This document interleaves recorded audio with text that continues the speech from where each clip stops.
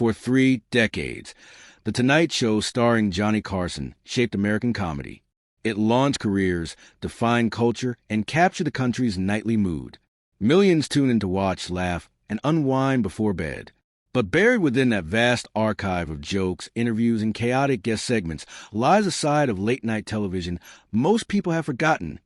A time when racially insensitive humor wasn't just tolerated. Many became legends. But some walked onto that stage and delivered moments that now feel jarring, uncomfortable, or outright racist. Stay tuned as we revisit those moments and examine what they reveal about comedy, culture, and the television that once defined America. Number 7. Don Rickles was a firecracker waiting to explode every time he walked onto Johnny Carson's stage. The audience loved him because he said things no polite guest would ever dare to say. He broke rules. He crossed lines. He made people gasp and laugh at the same time. But that same wild, anything-goes style also created some of the most racially offensive moments in Tonight Show history. If you want to understand how humor and racism lived side by side in old-school American entertainment, just watch Rickles. His story tells you everything you need to know. Back in the 60s, 70s, and 80s, comedy worked differently. Comedians believed nothing was off limits. If you made fun of everyone, people called you brave and edgy. Rickles lived by that rule. He used race as one of his sharpest weapons. He went after everybody.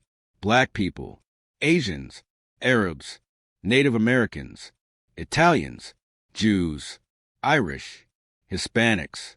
Nobody escaped. His excuse was always the same, that he insults everyone equally, so nobody can say he is picking on them. But here's the problem. Equal insults don't create equal damage. When he aimed his jokes at groups already facing real discrimination in everyday life, those jokes landed harder and hurt deeper. Carson knew exactly what he was getting. Whenever Rickles showed up, Carson would sit back in his chair, fold his arms, and grin while the comedian fired off one racial joke after another. Classic Rickles moments included mocking how Asian people spoke, making fun of African tribal traditions, and tossing around slurs like they were normal words. The audience roared with laughter. Carson smiled. America watched and called it harmless fun. But if you watch those old clips today, they feel heavy and wrong. They show you just how normal racist humor used to be, even on the biggest show on television. One moment stands out in particular. During a Tonight Show anniversary special, Rickles walked out, looked at a row of famous guests sitting there, and immediately started imitating their ethnic backgrounds. He had exaggerated accents. He made stereotypical gestures. He threw out one racist impression after another, rapid fire. Carson tried to steer him away from it, but only barely. The message was clear. Rickles was the wild card, and they were letting him run free. The audience ate it up. They loved the chaos. But looking back now, there's no dancing around it. The content was racist. What makes Rickles so important to this conversation isn't just what he said. It's what he represented. By being one of Carson's most popular and most requested guests, he made a certain kind of comedy acceptable. He showed America that jokes built on racial stereotypes could be mainstream entertainment. Other comedians admired him. Television networks celebrated him. Magazines wrote glowing profiles, calling him a genius. And in some ways, he really was a genius. His timing was perfect. His control of a room was unmatched. He could turn pure chaos into a punchline better than almost anyone. But being talented doesn't erase the damage. The stereotypes he repeated on national television night after night fed into real prejudices, whether he meant to or not. And here's where it gets complicated. Rickles wasn't a hateful person. Many of the groups he joked about, including Jewish people like himself, said later that they never saw him as truly bigoted in real life. But that's not really the point. The man himself isn't the problem. The material is. Those jokes didn't age badly by accident. They were built on ideas that hurt marginalized communities for decades. And because Carson's show reached so many millions of people every single night, those jokes spread everywhere. They became part of the culture. Rickles is proof of an uncomfortable truth about comedy in the Carson era. This wasn't underground humor hiding in dark corners. It was front and center, celebrated and broadcast in prime time. His appearances are still considered classic television, but they're also clear examples of how racism became entertainment in America. However, Joan Rivers was one of Johnny Carson's most explosive comedic discoveries, sharp-tongued, fearless, and relentlessly fast. Number 6. Joan Rivers didn't tell jokes. She launched them like weapons, one after another, each one sharper than the last. Sarcasm, shock, social commentary. She had it all. But alongside her genius, Rivers also left behind a collection of racially insensitive material, and a lot of it came straight from her appearances on Johnny Carson's stage. Those Tonight Show moments became textbook examples of how everyday comedy back then routinely crossed lines that nobody would accept today. Rivers came up during a time when late-night comedy was almost entirely white and built on a foundation of stereotypes. Comedians took shortcuts. They made fun of race, ethnicity, and how people looked because it was easy and it worked. The audience laughed every time. Rivers learned fast. Her style was sharp and fearless. She went after everyone, celebrities, politicians, even herself. But when she aimed at racial and ethnic groups, those jokes hit differently. They weren't meant to be cruel, but they showed how normal it was to mock people for being different. During her monologues and guest appearances on The Tonight Show, Rivers frequently made jokes about Asian American communities. She mimicked accents. She made fun of driving. She joked about cultural habits. Carson's audiences loved it. They laughed loud and hard. But those same jokes also strengthened stereotypes that were already everywhere in America. She'd smoothly shift from a Hollywood punchline to a joke mocking an ethnic group without missing a beat. Carson would chuckle quietly or pretend to be shocked, but he rarely stopped her. He almost never pushed back. Rivers also targeted Latino communities, sometimes painting them as loud or overly dramatic. These weren't one-time jokes. They showed up again and again throughout her career. The jokes match what comedy was like back then, sure, but they also show how late-night television helped shape what people believed. When millions of viewers tuned in every night, these stereotypes didn't stay on TV. They traveled into homes across the country. They became part of how people saw each other in real life. Some of the hardest moments to watch now are when Rivers made jokes about the black community. She'd build them around assumptions about behavior or appearance, wrapping them into her fast-paced delivery. The humor always seemed playful, smart, and self-aware. But the punchline still depended on tired ideas about how black people looked, talked, or acted. Watching them today feels like looking at artifacts from a time when comedy ignored the real experiences of people who were already struggling. Carson saw Rivers' talent and gave her a platform that launched her entire career. But his show also became a place where stereotypes could flourish, all in the name of humor. Rivers wasn't the only one doing it. Almost every major comedian of that time did the same thing. But what makes her different is how often she appeared. She wasn't a guest who showed up once and took a risk. She was a regular fixture whose style became part of what The Tonight Show was. Here's what makes Rivers' story complicated. She wasn't a bad person. Off camera, she supported civil rights. She stood up for marginalized communities. She had friends from all backgrounds. But her comedy often didn't match that side of her. The difference between who she was and what she performed shows a bigger problem. The entertainment world rewarded jokes that punch down. If you want to survive in late-night comedy during that era, you often had to give audiences and networks what they wanted, even when that meant repeating harmful stereotypes. Joan Rivers' legacy is huge. She shattered barriers for women in comedy. She changed how late-night shows worked. She inspired countless performers who came after her. But when you go back and watch her early Tonight Show appearances, the racial material jumps out. Not because she was a terrible person, but because it reminds us how acceptable racism once was when it was packaged as humor. It wasn't hidden in the shadows. It wasn't whispered. It was broadcast on national television, cheered by audiences, and replayed over and over, becoming a permanent part of TV history that we need to look at honestly today. Meanwhile, Buddy Hackett was one of those Tonight Show guests whose presence guaranteed a reaction. Number 5, Buddy Hackett walked onto the stage like he owned it. Loud, energetic, unpredictable. He knew exactly how to grab an audience and never let go. But underneath that playful, mischievous charm was a comedy style that leaned hard on caricature. Out of all the big-name comedians who sat with Johnny Carson, Hackett was one of the worst when it came to using exaggerated accents and physical mockery tied to race and ethnicity. Audiences back then loved it. Today, those same routines feel painfully wrong. Hackett's comedy came from the Borscht Belt, a style known for big gestures, over-the-top storytelling, and characters that were almost always stereotypes performed for laughs. The Tonight Show gave him a regular platform to do this kind of material, and he constantly used it.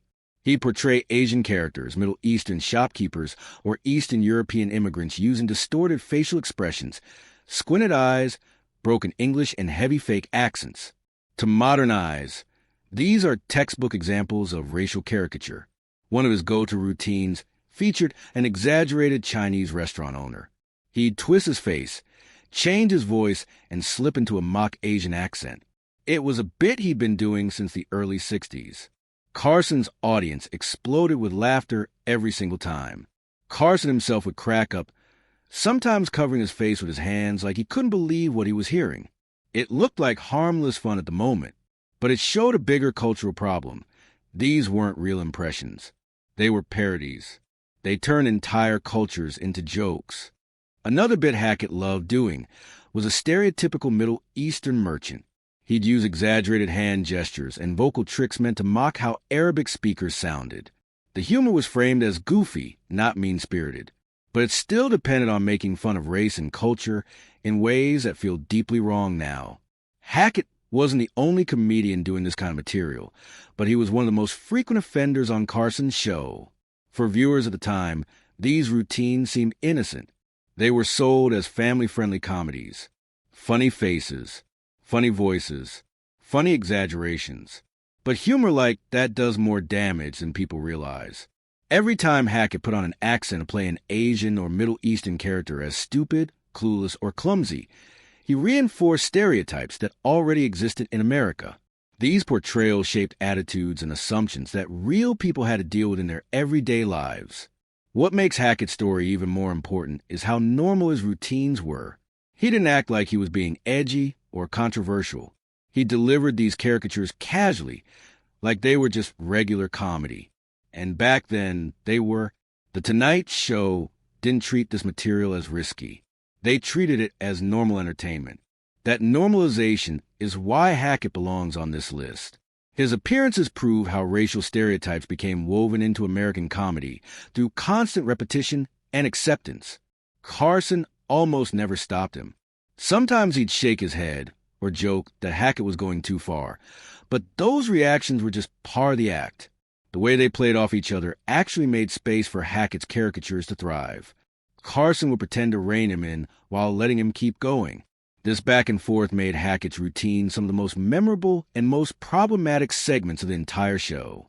But like the other comedians on this list, Hackett wasn't a hateful person. People who knew him off camera said he was warm, kind, and open-minded. His comedy wasn't built on hatred. It was built on a tradition that valued exaggeration over sensitivity. But good intentions don't cancel out harm. The jokes he told, the accents he faked, and the characters he played all fed into a comedy culture where mocking race was accepted and never questioned. Buddy Hackett's legacy is messy. He was incredibly talented and genuinely funny. He could take a simple observation and turn it into an elaborate comedic masterpiece. But his use of racial caricature is a huge part of his Tonight Show history, and it can't be ignored. Today, those segments serve as uncomfortable reminders of how casual racism shaped the humor of an entire generation, and how readily millions of viewers laugh along. Number 4. B.O.B. Hope Bob Hope was already a legend before he ever walked onto Johnny Carson's Tonight Show stage. His career stretched across vaudeville, radio, movies, and television, making him one of the most recognizable names in America for generations. But alongside his incredible talent for timing, delivery, and stage presence came a heavy dependence on racial and ethnic stereotypes. While most people accepted this at the time, it's now widely seen as problematic. On Carson's show, these tendencies got even bigger because of the platform and enthusiastic audiences, creating moments that feel uncomfortable or downright offensive when watched today. Hope's comedy often relied on broad caricature. He turned African, Asian, Native American, and European groups into simplistic cartoon versions of themselves, predictable mixes of gestures, accents, and punchlines designed to get quick laughs.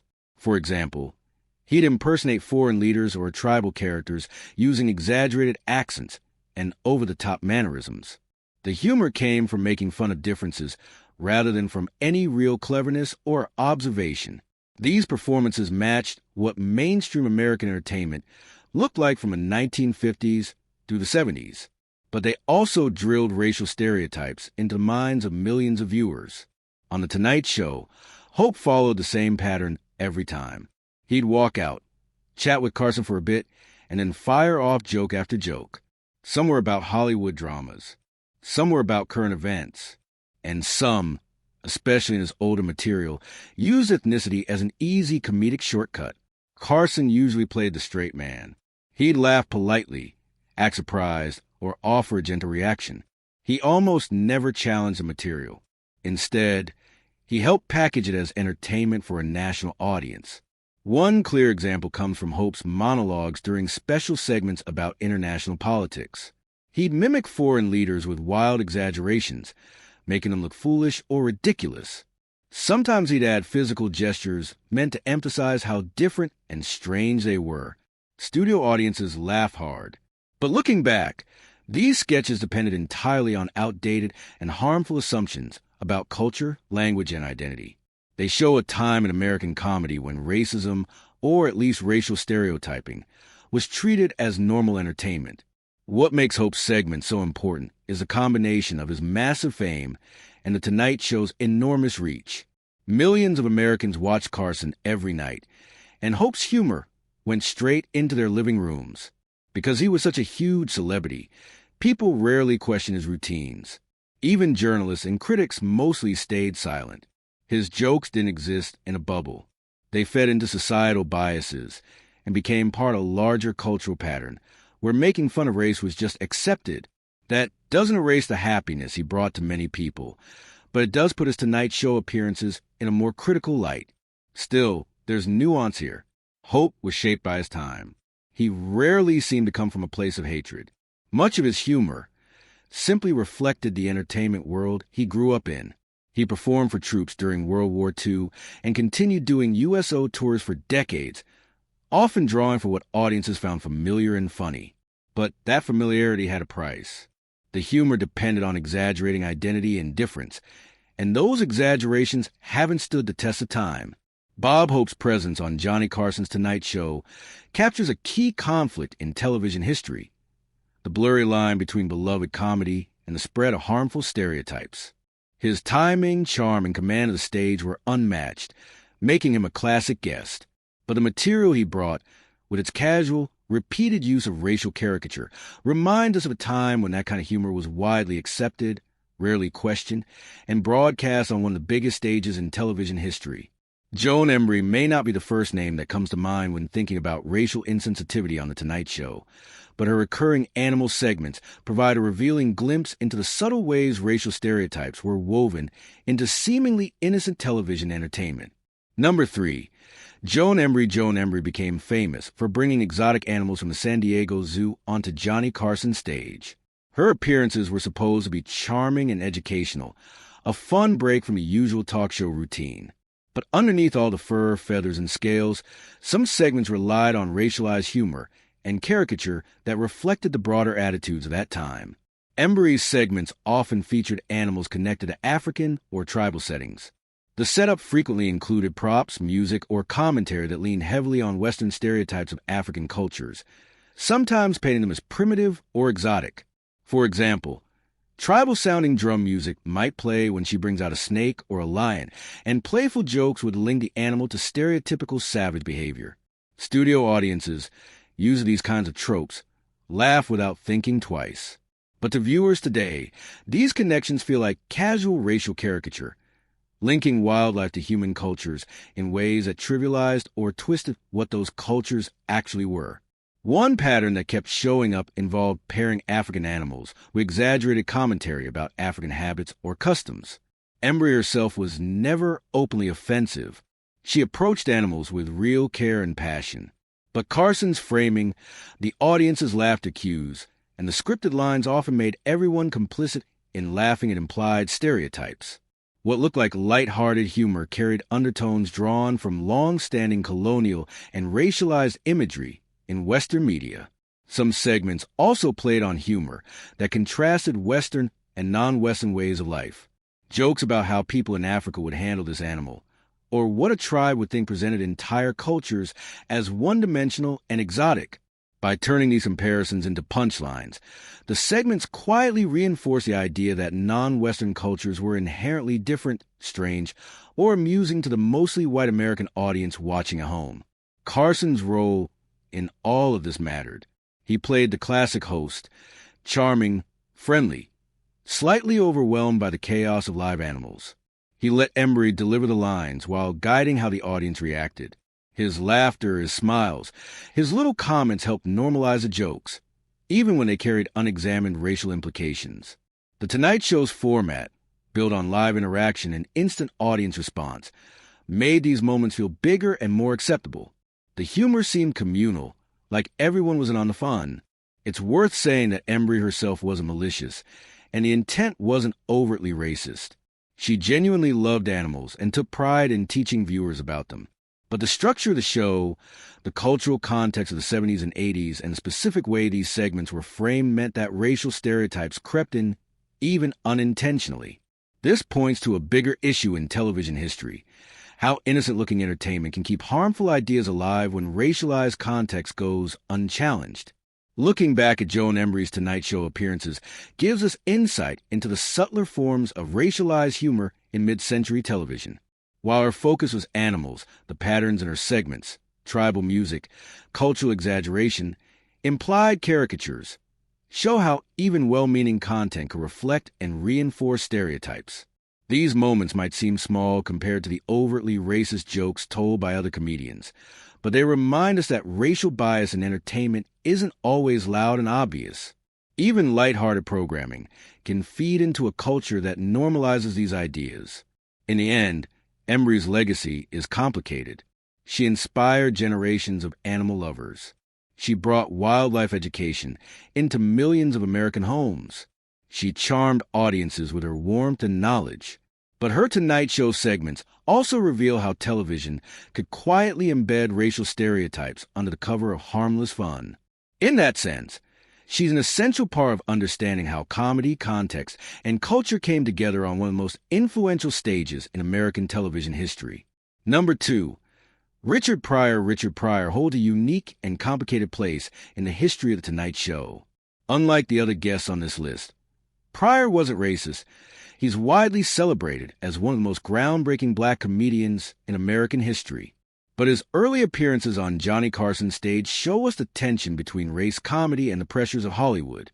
Pryor's material often touched on racial themes, partly because the entertainment industry back then expected black performers to address or even exaggerate their identity to appeal to mainstream audiences.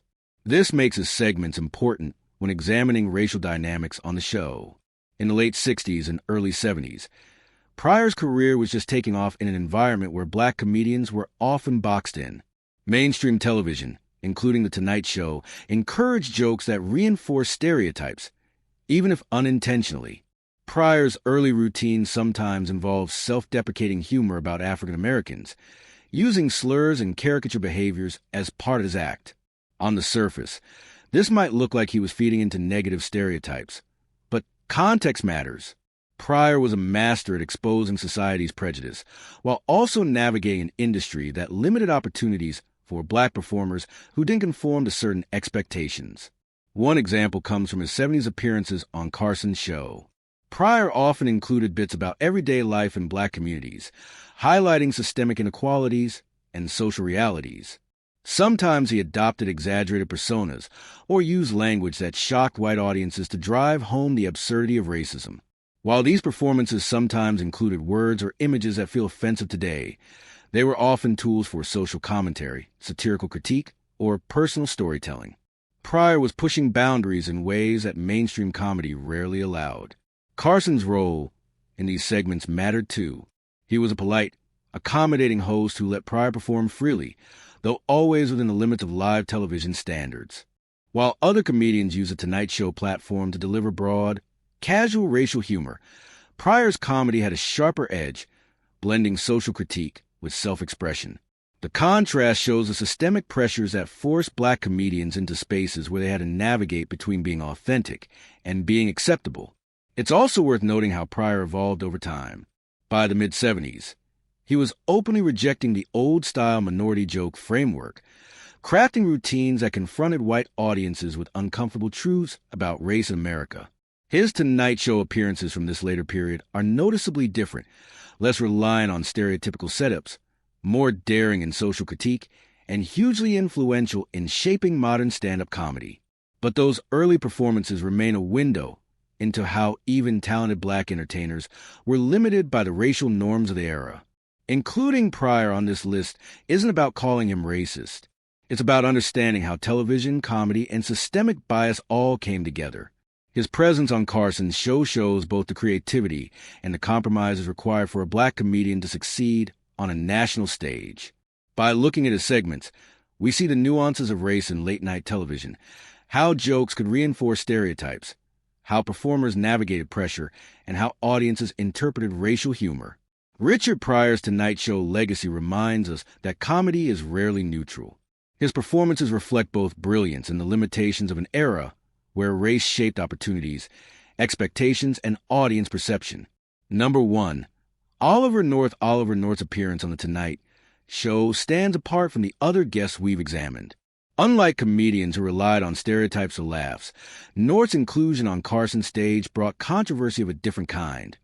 Politically charged, socially divisive, and in some interpretations, racially consequential. North, a central figure in the Iran-Contra affair during the 80s, became a symbol of governmental secrecy, scandal, and systemic bias. His actions and policies, especially those affecting minority communities through the war on substances and foreign interventions, have been widely criticized as having racially discriminatory consequences. That makes his Tonight Show presence a point of discomfort for both audiences and critics. When North appeared on Carson's show, it was during the height of his notoriety. Millions knew him for his televised congressional hearings, constant news coverage, and his public defense of controversial actions. On stage, North came across as composed and friendly, answering Carson's questions and engaging in lighthearted banter. To casual viewers, it probably seemed like a typical late-night interview, charismatic, charming, entertaining. But beneath the surface, the segment represented a moment where a figure with a complex, racially charged political legacy was given a mainstream platform without real scrutiny. North's policies, particularly his role in the Iran-Contra scandal, had effects that disproportionately hurt marginalized communities.